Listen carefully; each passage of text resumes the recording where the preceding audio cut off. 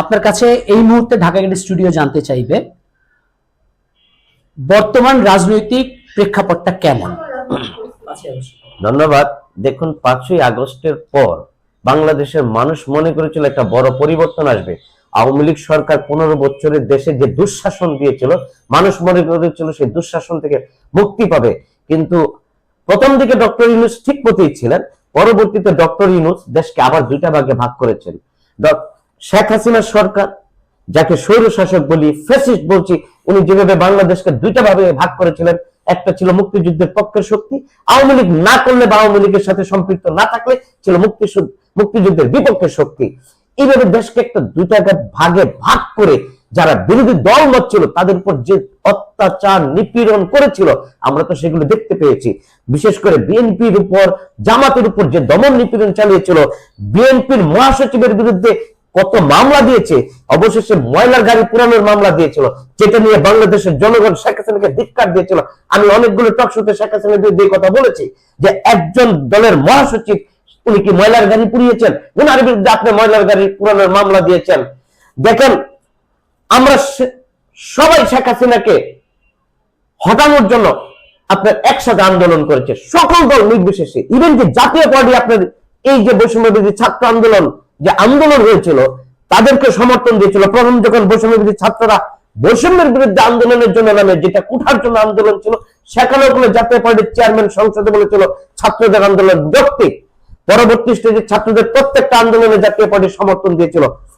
এবং ডক্টর ইউনূস যখন ক্ষমতা নিতেন, তখন ডক্টর ইউনূসের ক্ষমতাকেও আমরা স্বাগত জানিয়েছিলাম, সারা বাংলাদেশের মানুষ স্বাগত জানিয়েছিল। মানুষ মনে করেছিল একটা বড় পরিবর্তন আসবে। পরিবর্তনের জায়গায় আমরা এখন প্রতিদিন অনিশ্চয়তার মধ্যে দিন কাটাচ্ছি। আপনারা একদিকে দেখেন মানুষ বেকার হচ্ছে, ব্যবসা বাণিজ্য বন্ধ হয়ে যাচ্ছে, আপনার আই ইনকাম কমে গিয়েছে, আপনার আমাদের রেমিটেন্স ছাড়া কোনো আই ইনকাম নেই বাংলাদেশের। মানুষ কিভাবে সামনে দিন কাটাবে সেটা নিয়ে মানুষ শঙ্কিত। প্রতিদিন শঙ্কা নিয়ে আমরা এখন দিন কাটাচ্ছি।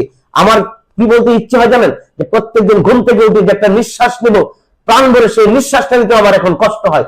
এই যে বাংলাদেশের একটা অরাজকতা পরিস্থিতি সৃষ্টি হয়েছে, উনি দেখেন কিছু ছাত্রকে সামনে নিয়ে আসতেন, তার মধ্যে একজন ছাত্রকে উনি মাস্টার মাইন্ড বললেন।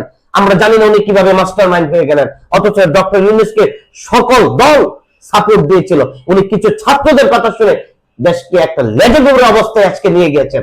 এই যে দেশের পরিস্থিতি আপনার আজকে সৃষ্টি হয়েছে, সেজন্য ডক্টর ইউনূস এবং কিছু ছাত্র তার জন্য দায়ী। এই দায়ী তারা এড়াইতে পারে না।